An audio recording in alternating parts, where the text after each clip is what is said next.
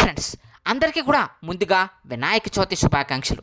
వినాయకుడు అంటేనే మనందరం కూడా గణాధిపతిగా ముందు మనందరం కూడా ఏ పని మొదలుపెట్టినా కూడా ఏ కార్యానికైనా కదా వినాయకుడిని గణాధ్యక్షుడిగా మనందరం కూడా మరి గణాధ్యక్షుడిగా మనందరం కూడా పూజించుకుంటూ ఉంటాం కదా. ఈ అగ్రాధిపత్యం వెనకాల మరి పెద్ద కథే ఉందన్నమాట. వినాయక చవితి ఈరోజు మనందరం సెలబ్రేట్ చేసుకుంటూ ఉన్నామంటే దాని వెనకాల ఉన్నటువంటి వినాయక వ్రత కథ అనేది మామూలుది కాదు. కాబట్టి ఈరోజు మన వీడియోలో వినాయక చవితికి సంబంధించినటువంటి ఆ యొక్క వ్రత కథని మనందరం కూడా వినేద్దాం. సో మరి ఎవరైనా కనుక ఫస్ట్ టైం మన ఛానల్ చూస్తున్నట్లయితే కనుక సబ్స్క్రైబ్ చేసుకుని పక్కనే ఉన్న బెల్ ఐకాన్ని క్లిక్ చేసేయండి. అలాగే మా వీడియోని లైక్ చేసి ఈ వీడియోని స్కిప్ చేయకుండా చివరి వరకు చూడడానికి ట్రై చేయండి. వినాయకుడు అంటేనే మనందరం కూడా ఆది గణపతిగా మహాగణపతిగా మనందరం కూడా వినాయక చవితిని సెలబ్రేట్ చేసుకుంటూ ఉండి గణాధిపత్యం వినాయకుడికి అయితే ఇవ్వడం జరుగుతుంది కదా. మనం ఏ పని మొదలుపెట్టినా కానీ మొదట వినాయకుడిని పూజించుకుంటూ ఉంటాం. అయితే దీని వెనకాల చాలా పెద్ద వృత్తాంతం ఉంది. ఎంతో అద్భుతమైనటువంటి ఆ యొక్క గణాధిపత్యం గురించి కానీ ఆ యొక్క వినాయకుడి యొక్క జననం గురించి కానీ ఇప్పుడు మనం తెలిసేసుకుందాం. పూర్వం ఒకప్పుడు గజాసురుడు అనేటువంటి ఒక రాక్షసుడు ఉండేవాడు. ఆ రాక్షసుడు పరమేశ్వరుడికి ఘోర తపస్సు అయితే చేయడం జరిగిందనమాట. మరి అలా చేసినటువంటి గజాసురుడికి పరమేశ్వరుడు ప్రత్యక్షమై వరం కోరుకోమంటే ఏ వరం కోరుకోమన్నాడో తెలుసా? ఆ యొక్క పరమేశ్వరుడు తన ఉదరంలో కొలువు ఉండాలని, తాము ఎప్పుడూ కూడా మరి పరమేశ్వరుడు తాను యందు కొలువు ఉండాలని అయితే వరం అయితే కోరుకోవడం జరిగింది. ఆ విధంగా వరం కోరుకున్నటువంటి గజాసురుడికి పరమేశ్వరుడు మరి భక్తుడు మెచ్చి ఆ యొక్క పరమేశ్వరుడు ఆ యొక్క గజాసురుడు శరీరంలోకి అయితే ఉదరంలోకి అయితే కడుపులోకి అయితే వెళ్ళిపోవడం జరిగింది. ఆ విధంగా వెళ్ళిపోగానే సృష్టి మొత్తం స్తంభించిపోయింది. పరమేశ్వరుడు లేని సృష్టి ఇంక ఎక్కడా లేనట్టుగా మొత్తం కూడా సృష్టి స్తంభించిపోయింది. దీంతో దేవతలందరూ కూడా శ్రీ మహావిష్ణువుని ప్రార్థించారు. పార్వతీదేవి కూడా ఎన్నో విధాలుగా పరమేశ్వరుడు లోకం చూసి తట్టుకోలేకపోయింది. దీంతో మరి బ్రహ్మ విష్ణు మహేశ్వరులు అందరూ కలిసి గజాసురుడు ఉండేటువంటి ఆ యొక్క నగరానికి మరి మారు వేషాల్లో అయితే వెళ్ళడం జరిగింది. గజాసురుడిని మరి ఏ విధంగానైనా సరే మరి ఆ యొక్క ఉదరం నుంచి పరమేశ్వరుని వదిలించాలనేటువంటి ఉద్దేశంతో పరమేశ్వరుడిని ఎలాగైనా సరే తిరిగి తెచ్చుకోవాలనే ఉద్దేశంతో బ్రహ్మ విష్ణు మహేశ్వరులు మారు రూపం ధరించి మరి బ్రహ్మ విష్ణు మహేశ్వరులు అందరూ కూడా గంగిరెద్దులు ఆడించేవారిలాగైతే మారడం జరిగిందనమాట. మరి విష్ణువు గంగిరెద్దులు ఆడిస్తూ ఉంటే బ్రహ్మ గంగిరెద్దులా మారి మరి ఇంద్రదేవతలందరూ కూడా ఆ యొక్క గంగిరెద్దులు ఆడించే వాళ్ళగా మారిపోయి మరి గజాసురుడు ఆస్థానానికి అయితే వెళ్ళడం జరిగింది. ఆ విధంగా గజాసురుడు ఆస్థానానికి వెళ్ళినటువంటి వాళ్ళందరూ కూడా ఎంతో అద్భుతంగా మరి ఆ యొక్క గంగిరెద్దులను ఆడించి మరి గజాసురుడిని అయితే మెప్పించడం జరిగింది. గజాసురుడు మెప్పించగానే గజాసురుడు రాక్షసుడు మరి ఎంతో మరి ఈ విధాలుగా మరి ఆ యొక్క వాయిద్యానికి మరి ఆనందపడి తను ఏ విధమైనటువంటి కోరినా కానీ నేనైతే ఇస్తానని చెప్పేసి అయితే మాట ఇవ్వడం జరిగింది. దాంతో అప్పుడు ఇంద్రదేవతలందరూ కూడా మరి పరమేశ్వరుణ్ణి నీ ఉదరంలో ఉన్న పరమేశ్వరుణ్ణి అయితే మాకైతే కావాలి అని చెప్పేసి అయితే అడగడం జరిగింది. దాంతో మరి ఆ యొక్క గజాసుడు వచ్చిన వాళ్ళు మామూలు వాళ్ళు కాదని సాక్షాత్తం బ్రహ్మ విష్ణు మహేశ్వరుల రూపమైనటువంటి ఆ యొక్క ఇంద్రదేవతలందరూ కూడా బ్రహ్మ విష్ణువు ఇంద్రదేవతలందరూ కూడా వచ్చారని చెప్పేసి అయితే గ్రహించి పరమేశ్వరుని ప్రార్థించి తన ఉదరాన్ని తీల్చుకుని బయటికి రమ్మని అయితే ప్రార్థించడం జరిగింది. ఆ విధంగా వెంటనే పరమేశ్వరుణ్ణి ఈ యొక్క ఇంద్రదేవతలు మరి విష్ణుమూర్తి అందరూ కలిసి పరమేశ్వరుని ప్రార్థించగానే పరమేశ్వరుడు యొక్క గజాసుడి యొక్క ఉదరాన్ని కడుపుని చీల్చుకుని బయటకు అయితే రావడం జరిగింది శివలింగం. అప్పటి నుంచి కూడా పరమేశ్వరుడు మళ్ళీ బయటకు వచ్చి మళ్ళీ అందరినీ కూడా మరి అది ఆదర్శంగా నిలవడానికి మరి అందరినీ కూడా మరి కైలాసానికి అయితే ప్రయాణం అయితే అవడం జరిగిందనమాట. మరి ఆ విధంగా అద్భుతంగా ఈ యొక్క గజాసురుడి నుంచి బయటకు వచ్చిన తర్వాత గజాసురుడు అయితే ఒక వరం అయితే అడగడం జరిగిందనమాట. పరమేశ్వర, నన్ను నువ్వు ఎప్పుడూ కూడా నీ అందే కలిపి ఉండేలాగా నన్ను అనుగ్రహించు, నాకు మరు జన్మ ఉండకుండా నీ యొక్క నీచంతనే నేను ఎప్పుడూ కూడా ఉండేలా ఆశీర్వదించు అని చెప్పేసి అయితే చెప్పడం జరిగింది. దాంతో వెంటనే కూడా పరమేశ్వరుడు ఆ యొక్క వరాన్ని ఆ యొక్క భక్తుడికి అనుగ్రహించి మరి వెంటనే కూడా పార్వతీదేవి దగ్గరికి అయితే కైలాసానికి అయితే బయలుదేరాడు. పార్వతీదేవి దగ్గరికి వెంటనే పరమేశ్వరుడు మరి జయధ్వానాలతో మరి అందరితో దేవతలందరితో కూడా కైలాసానికి అయితే రావడం జరుగుతుంది. మరి వెంటనే కైలాసానికి పరమేశ్వరుడు వస్తున్నాడని చెప్పేసి పార్వతీదేవికి అయితే వార్త అయితే రావడం జరిగింది. ఇక్కడే మనం గణపతి యొక్క జననం గురించి అయితే ఇప్పుడు మనం ఈ యొక్క కథలో గణపతి జననం గురించి ఇప్పుడు ఈ కథ గురించి చెప్తూ ఉందన్నమాట. మరి ఆ విధంగా పార్వతీదేవి పరమేశ్వరుడు వస్తున్నాడని చెప్పేసి అభ్యంగన స్నానం చేయడానికైతే వెళ్ళడం జరిగింది.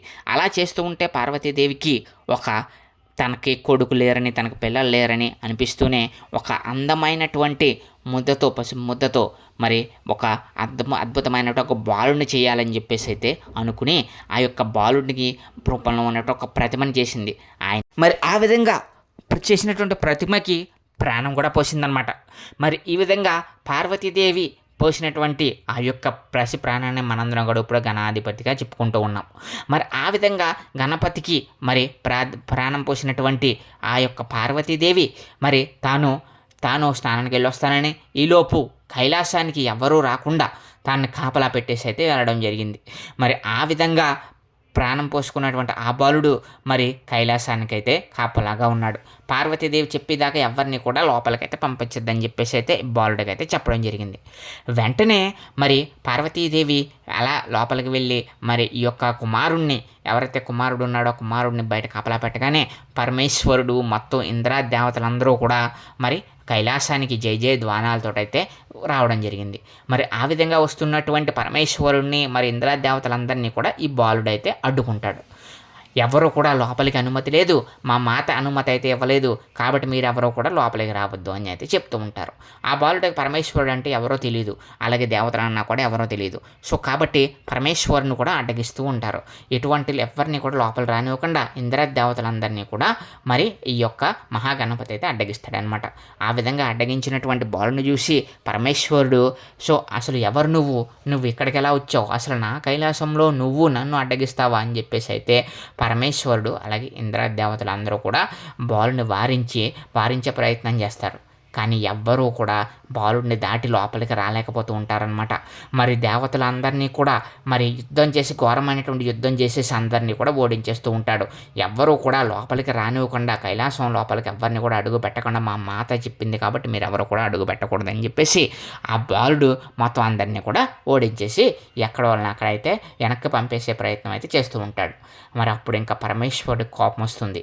పరమేశ్వరుడికి కోపం వచ్చి నా కైలాసంలోకి నన్నే రాకుండా చేస్తావా, నువ్వు ఎవరు అసలు అని చెప్పేసి పరమేశ్వరుడికి కోపం వచ్చి ఆ యొక్క బాలుడు తలని మరి త్రిశూలంతో ఖండించేసి లోపలికైతే వెళ్ళిపోతాడు.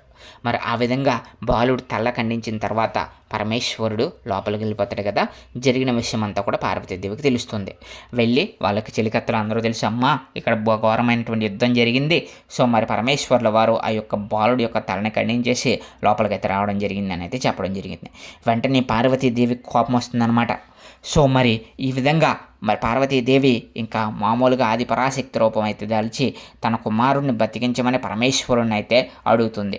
తనకి మరి ఈ విధంగా ద్రోహం చేసినందుకు ఇంద్రదేవతలందరినీ కూడా మరి వాళ్ళందరి మీద కూడా ఆది పరాశక్తి రూపం అయితే ఎత్తేస్తుంది అనమాట. ఆ విధంగా అమ్మవారి కోపం వచ్చిన వెంటనే కూడా ఇంద్రదేవతలందరూ కూడా మళ్ళీ అమ్మవారిని బతిమలాడుకుని, అమ్మ మాకు తెలియక చేసాం ఈ అపరాధం అని చెప్పేసి బతిమలాడుకుని పరమేశ్వరుని మళ్ళీ ప్రార్థించగా పరమేశ్వరుడు మళ్ళీ వచ్చి ఆలోచించి, ఈ యొక్క బాలుడి యొక్క తలని తెంచేశానే, అయ్యో ఇలాగా అని చెప్పి ఆలోచిస్తూ ఉండగా పరమేశ్వరుడికి ఒక ఆలోచన వస్తుందన్నమాట. ఈ యొక్క రూపాన్ని రూపంతో, అంటే ఈ యొక్క తలని గజాననుడిగా మరి ఎలాగైనా సరే గజముఖం కావాలని చెప్పేసి మరి శివదూతలను పంపించి ఎక్కడైతే గజం ఉంటుందో ఆ యొక్క గజానికి సంబంధించినటువంటి తలని అయితే తీసుకుంటారమ్మని అయితే చెప్తారు. మరి ఆ విధంగానే శివదూతలందరూ వెళ్ళి ఆ యొక్క గజానికి సంబంధించినటువంటి ఆ యొక్క గజ ముఖాన్ని తీసుకుని అయితే రావడం జరిగింది. వెంటనే దేవతలందరి సమక్షంలో కూడా పరమేశ్వరుడు ఆ యొక్క గజ ముఖాన్ని ఆ యొక్క బాలుడికి అతికించి మరి ప్రాణం పోసి మరి గణపతిగా మరి ఆవిర్భవించేలాగా అయితే చేయడం జరిగింది. మరి ఈ విధంగా గజరూపం కలిగిన వాడికి రావాల్సింది కాబట్టి గజాననుడు అనే పేరు పెట్టి పార్వతీ పరమేశ్వరులందరూ కూడా పునర్జన్మను ప్రసాదించి మరి చిరంజీవి అష్టైశ్వర్యాలు అలాగే మరి మొత్తం అందరూ కూడా మరి గణాధిపతిగా మరి ఈ విధంగా పూజలు చేసి మరి మళ్ళీ ప్రాణప్రతిష్ఠ చేసి పరమేశ్వరుడు ఆ యొక్క బాలుడికి గజానుడుగా నామకరణం చేసి పార్వతీదేవి బిడ్డగా మళ్ళీ కూడా తీసుకురావడం జరిగింది. ఆయనే ఇప్పుడు మనందరం కూడా పూజించుకునేటువంటి గణాధిపతి అనమాట. మరి ఆ విధంగా వినాయకుడిని ఆ విధంగా గజరూపుడిగా మనందరం కూడా కొలుచుకుంటూ ఉంటాం కదా. దానికి వెనక ఉన్నటువంటి కథ ఇదనమాట. అయితే మరి ఇప్పుడు ఆ యొక్క వినాయకుడికి గణాధ్యక్షం ఎలా వచ్చింది, అసలు వినాయకుడు మరి మనందరం కూడా మొదట ఆది గణపతిగా మనందరం కూడా పూజించుకునేటువంటి గణాధ్యక్షం ఏ విధంగా కలిగింది అనేది మనం ఇప్పుడు మరొక కథ రూపంలో తెలిసేసుకుందాం. ఒకానొక సమయంలో మరి పరమేశ్వరుడు గణాధిపత్యం అనేది ఎవరికి ఇవ్వాలా, తన కుమారులు ఇద్దరు కుమారులు అని చెప్పేసి ఒక సందేహం అయితే రావడం జరిగింది పార్వతీ పరమేశ్వరుల్లో. కుమారస్వామికి గణాధిపతికి గణాధ్యక్షత అనేది దేవతలందరిలోనూ కూడా గణాధ్యక్షత ఎవరికి ఇవ్వాలి అని చెప్పేసి పార్వతీ పరమేశ్వరు ఇద్దరు ఆలోచించుకుంటూ ఉండగా కుమారస్వామి వచ్చి గణపతికి ఏ విధంగా గణాధ్యక్షత ఇస్తారో గణపతి మరి ఆ విధంగా దానికి అర్హుడు కాదు, నేనే అర్హుడు అని చెప్పేసి కుమారస్వామి అయితే మరి పార్వతీ పరమేశ్వరులతో అయితే అనడం జరిగింది. దాంతో మరి పార్వతీ పరమేశ్వరులు ఇద్దరూ కూడా వీళ్ళిద్దరికీ కూడా ఏదైనా ఒక పరీక్ష పెడితే మరి దాంట్లో విజయం సాధించిన వాళ్ళకైతే గణాధ్యక్షత అయితే ఇవ్వడం జరుగుతుందని చెప్పేసి పార్వతీ పరమేశ్వరులు దేవతలందరూ కలిసి వీళ్ళ ఇద్దరికీ కూడా ఒక పరీక్ష అయితే పెట్టడం జరిగిందనమాట. అదేంటి అనంటే ఎవరైతే ముందుగా ముల్లోకాలు తిరిగి సకల నదుల్లోనే స్నానం ఆచరించి మరి ఈ విధంగా స్నానం ఆచరించి వెంటనే మరి కైలాసానికి వస్తారో, ఎవరైతే మొదటిగా పుణ్య నదుల్లో మొత్తం ముల్లోకాల్లో ఉన్న పుణ్య నదుల్లో స్నానం ఆచరించి మరి తిరిగి ముందుగా ఎవరైతే వస్తారో వాళ్ళకి గణాధిపత్యం అయితే అవుతుంది, వాళ్ళ దేవతలందరిలోనే అగ్రగణ్యుడిగా పూజలు అందుకుంటారు అని చెప్పేసి అయితే చెప్పడం జరిగింది పార్వతీ పరమేశ్వరులు అందరూ కూడా. అప్పుడు మొదటిగా మరి దానికి అంగీకరించి కుమారస్వామి గణపతి అంగీకరించి కుమారస్వామి వేగంగా తన నెమలి వాహనం మీద వేగంగా వెళ్ళి ఎలాగైనా సరే నేనే గణాధిపత్యం సాధించాలి అనే ఉద్దేశంతో మరైతే వెళ్ళడం జరిగిందనమాట. ముందుగా నెమలిని తీసుకుని వెంటనే వెళ్ళిపోయాడు. కానీ వినాయకుడు మాత్రం ఎక్కడికి వెళ్ళకుండా అలాగే ఆలోచిస్తూ ఉండిపోయాడు. ఎందుకంటే తనకి వాహనం లేదు. ఏ విధంగా వెళ్ళాలి అని ఆలోచించుకుని మరి ఎంతో తెలివైనటువంటి వినాయకుడు సర్వశాస్త్రాలు కూడా తన బొజ్జలో దాచుకున్న వినాయకుడికి ఒక అద్భుతమైనటువంటి ఆలోచన వచ్చింది. మరి సర్వశాస్త్రాలు సర్వనదులు పుణ్యతీర్థాలు అన్నీ కూడా మరి తల్లి తండ్రిలోనే ఉంటాయి కదా, నా తల్లి తండ్రి పార్వతీ పరమేశ్వరులకు గనక నేను గనక ప్రదక్షిణలు చేసినట్లయితే గనక అంత పుణ్య నదిలో స్నానం చేసినట్టు పుణ్యం అంతా కూడా నాకే వస్తుంది కదా అనే ఉద్దేశంతో మరి ఎంతో తెలివైనటువంటి వినాయకుడు పార్వతీ పరమేశ్వరులు తల్లిదండ్రుల చుట్టూ తిరిగితే తనకి మొత్తం పుణ్య నదుల్లో స్నానమాచరించినటువంటి ఫలితం కూడా లభిస్తుందని చెప్పి గ్రహించినటువంటి ఆ యొక్క వినాయకుడు వెంటనే పార్వతీ పరమేశ్వరులు ఇద్దరిని కూడా ఆసనం మీద కూర్చోబెట్టి వాళ్ళ చుట్టూ ప్రదక్షిణలు అయితే చేస్తూ ఉన్నాడు. ఈ విధంగా చేస్తూ ఉండగానే మరి కుమారస్వామి నెమలి వాహనం మీద ఎంతో ఫాస్ట్గా వెళ్ళాడు కదా, ఎక్కడ చూసినా కానీ ఏ పుణ్య నదిలో చూసినా వినాయకుడే ముందుగా స్నానం ఆచరించినట్టయితే కనిపిస్తూ ఉన్నాడంట. ఆయనకు ఆశ్చర్యం వేసింది, ఇదేంటి వినాయకుడు ముందుగా నాకంటే ముందుగా ఎలా చేరుకుంటున్నాడు అని చెప్పేసి వెంటనే ఆయనకి మరి తన తప్పు తెలుసుకుని వెంటనే కైలాసానికి అయితే వచ్చేసి పార్వతీ పరమేశ్వరుల్ని తన తప్పుని క్షమించమని అడిగి అన్నయ్య అయినటువంటి వినాయకుడే మరి గణాధ్యక్షానికి సరైన వాడు కాబట్టి అన్నయ్యనే గణాధిపతిగా మరి నియమించండి అని చెప్పేసి అయితే పార్వతీ పరమేశ్వరులను అయితే చెప్పడం జరిగింది.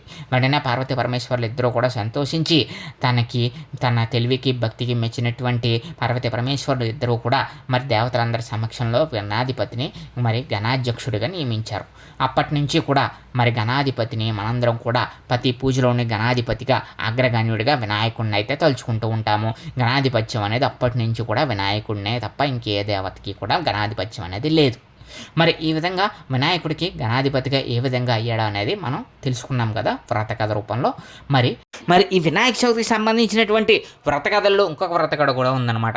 అదేంటంటే కనుక మరి శ్రీకృష్ణ పరమాత్మ మరి యొక్క వ్రతాన్ని ఏ విధంగా ప్రజలందరికీ ఉపదేశించారు, అసలు వినాయక చవితిని మనందరం కూడా ఎందుకు జరుపుకుంటాం, ఎలా జరుపుకుంటాం, ఏ రోజున జరుపుకుంటాం, మరి ఏ విధంగా వినాయక చవితిని జరుపుకున్న వాళ్ళని వినాయకుడు ఏ విధంగా కాపాడుతాడో అనేది మరి వినాయక చవితి వెనకాల ఉన్నటువంటి వ్రతకథ అనమాట. మరి దీన్ని మనం నెక్స్ట్ వీడియోలో మనం తెలిసేసుకుందాం. ఎవరైనా కనుక మా ఛానల్ చూస్తున్నట్లయితే సబ్స్క్రైబ్ చేసుకుని మా ఛానల్కి అయితే సపోర్ట్ చేయండి friends. Thank you so much.